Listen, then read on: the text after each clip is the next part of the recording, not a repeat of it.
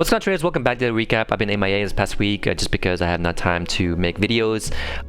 Real quick update, I did pass my second PA, so I have 2 PAs secured, and I did pay a lifetime fee on these 2, so obviously the point is to keep these forever and not to fail, but just in case something does happen, which again, it possibly could, I still have the other one, and I just don't like the monthly thing. I'm not a big fan of that. But I also did pick up a 50k account, and I still have the 325k accounts. So the plan is to get one more PA account at the end of this month and then start trading the PAs next month. So that's the goal, that's the idea. Hopefully I can get one secured next week or so. But yeah, real quick, no trades for me today. This is the one that I really want to take, and I missed it, which just kind of sucks because this is a perfect trade for me. And I do want to talk about something that kind of what I found out about myself lately, and that's something that you guys, if you're a beginner, you also will find out eventually. And that's pretty much, I know it's kind of obvious, but risk management. And what I mean by that is for me, like I found out that I'm not okay with taking trades more than 3 points, right? If the risk is more than 3 points. So this brings me back to this point here in this trade. This trade is actually 2 points. Well, actually, no, I'm sorry, it's 2.5 points with, you know, one tick up and down, right? So that's a perfect trade for me to take, and I should be able to take these trades without hesitation. And that's something that I really need to work on, like ASAP, because again, I feel like the only thing that's keeping me back is finding out what was my risk and how I'm feeling when I'm taking these trades and why I'm not pulling the triggers. And I think the big, you know, factor is the risk. Huge factor in my opinion, because again, when I trade sometimes I trade evals just to trade evals and to see how I'm feeling, and most of the times I fail as evals, but I want to know what I'm feeling when I'm trading, you know, like for example, a big bar like that, almost 4 points, right? Over 4 points risk right here. I want to know what I'm feeling, like, well, how am I feeling? What am I doing, you know? And you can't, like, yeah, you can trade on the sim, but to be honest, sim is not the same. Sim accounts are, you know, are very different. Like I can double a sim account within a week, no problem. There's like, when I trade sims, there's zero emotion. I mean, there's zero. I just click, done, you know?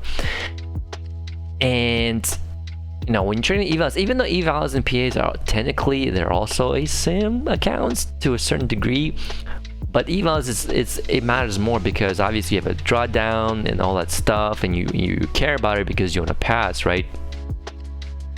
But for me, sim is just not there. And if you're getting nervous trading sim account, you're definitely not there, because honestly speaking, when I first started trading sim account, I was very nervous taking trades, really nervous. And I don't know why, because obviously it's fake money. But now there's zero emotions, and what I want to do is I want to basically trade same way as a sim account with my live accounts, right? That's the goal. You want to have zero emotions. So, you know, all this finding out risk management, things like that, it's very important. And again, for me, 3 points is where I'm at. That's my max limit. Anything above that, I get nervous. I can't do it. Like, it's too much for me. So, and that's 3 points with two contracts. So, which is good. And again, like, you know, if I were to take this trade right here, I would have to like walk away, because again, like, you don't know, you know, this is obviously the hindsight, but you know, you look at it like this, you still technically expecting a new low from this downtrend, right? So it could just, you know, tick higher and instantly reverse. You don't know. So if I were to enter this trade with four point loss, I would have to leave the room. I have to leave my computer, leave, go walk my dogs, do whatever I need to do, and come back, because that's just. But when I'm under 3 points of risk, I'm cool. I'm chill. I'm focused. You know, I have very little emotion, you know. So again, now that I know what my risk is and I know that where I'm comfortable with, these trades I do have to take. Like, I absolutely have to take. No choice. Like, I have no choice but take this trade. Even this one too, the failure. It's again, a little under 3 points of risk, right? had to take it. I have to take it. Like that's there's no choice. There's literally no choice. I have to take it. This can't do it. Maybe other than golfing, maybe. Same thing here, can't do it. You know what I mean? And sometimes you miss out. You know, you miss out on these big moves, and that's okay. I'm okay with that. I don't have a FOMO. I really don't. I know that market's gonna be there tomorrow, next week, next month, next year, and I always have. There's always opportunities to trade. Always. But when the opportunity presents like this, I have to take it. Anyways, that's just my rant, and I hope it was insightful. But yeah, so I think that's where I'm at with my journey, and I do want to bring a little graphic here. It's kind of cool. You know, I'm sure most of you guys seen this, and I don't know if you haven't, but I clearly remember all of this, all of these emotions, all this. I remember when I first got my first PA was basically right here. Lucky winning trade, boom, got it. I was like, oh, this is awesome, I can do this, and then it doesn't work, and it got really hard. And there's there's many times where I thought I was like, man, this is stupid, what am I doing? And then when you start learning actual strategy and you actually like put it to work, and you know, it gets complicated. But I like this. I want to show you this another one that I really like, and it's this one right here. And you know, basically, if I would have to put, or have to say where I'm at, I'm probably somewhere like around maybe here, this area right here. And what I really want to do is, like I said, get a third PA account and trade the PAs in February, right? And I want to stick to my plan. I want to stick to my daily goal, and that's something that I haven't really been focusing much. Maybe I need to lower my daily goal to like $200 a day, maybe, because that's I mean, $200 a day, that's pretty simple. I mean, yeah, I guess simple is a better word. I don't want to say easy, but simple is better. Maybe $300 for me is just, you know, too much, because that was my original kind of goal.